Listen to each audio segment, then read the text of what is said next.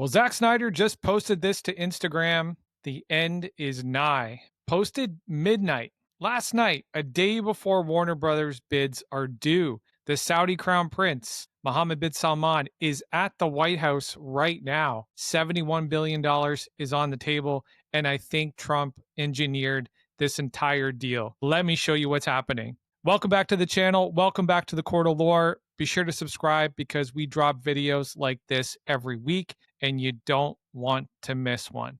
Let's get into it. Warner Brothers Discovery is for sale. The bids are due tomorrow on November 20th. 3 bidders are in play: Netflix, Comcast, NBC Universal, and Paramount Skydance. Variety reports that Paramount is offering $71 billion now.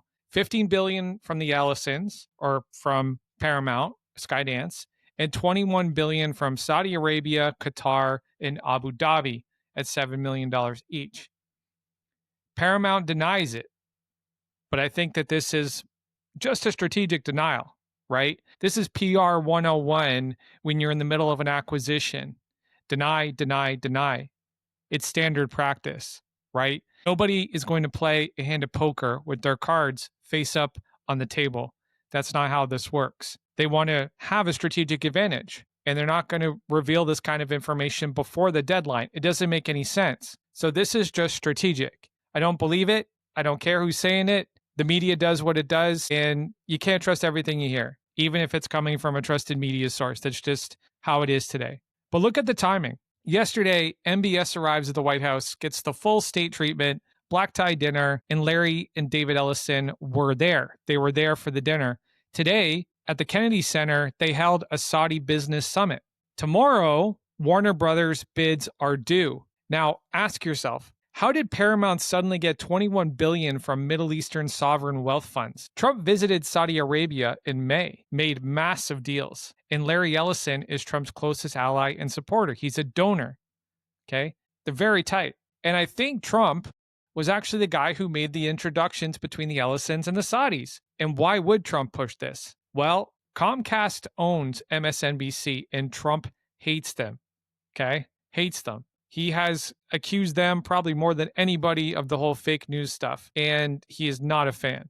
Netflix has some antitrust concerns, and Larry Ellison is his boy.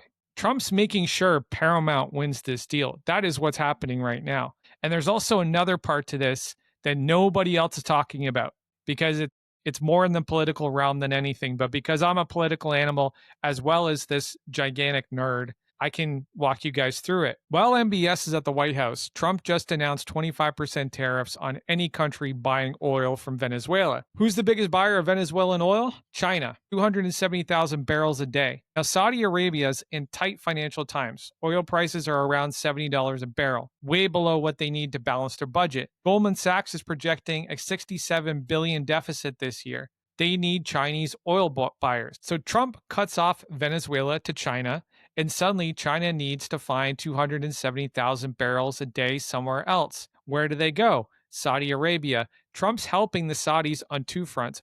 1, connecting them to the Ellisons for the Warner Brothers deal, and 2, cutting off their competition in the Chinese oil market. This is all happening this same week MBS is in Washington.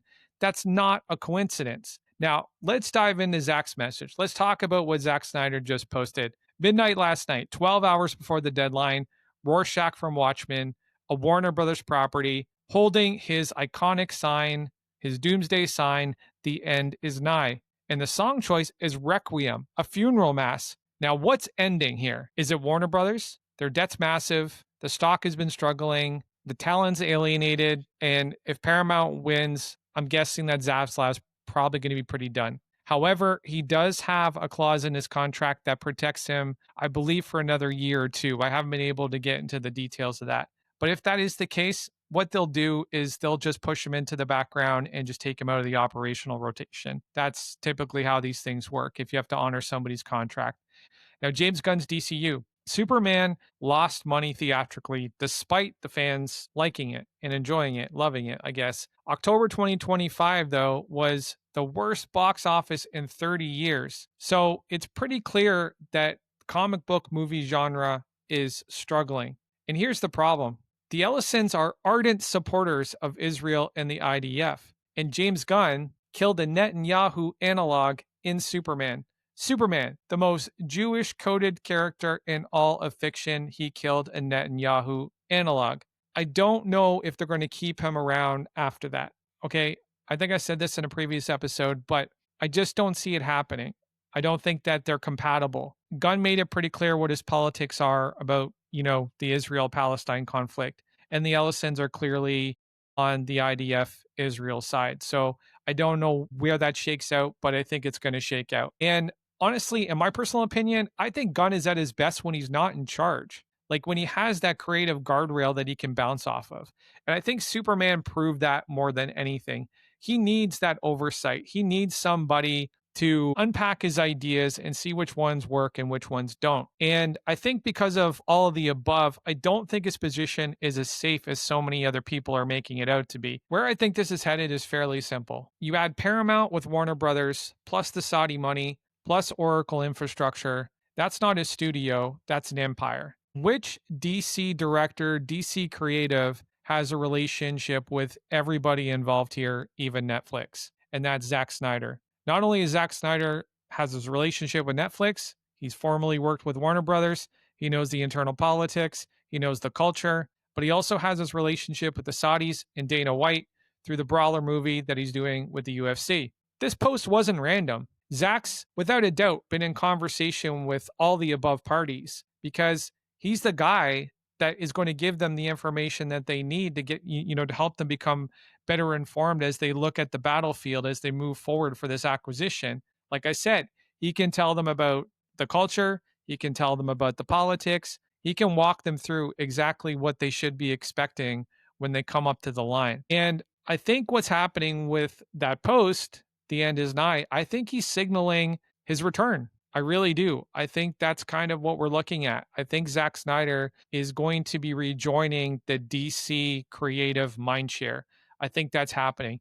Do I think he's coming back to continue the Snyderverse project? I'm not sure about that because I think that there's a lot of things that are up in the air there, right? It's the talent question. Is Ben Affleck going to come back? Is Henry Cavill coming back? Is Jason Momoa going to come back as Aquaman? We know he's playing Lobo in Supergirl.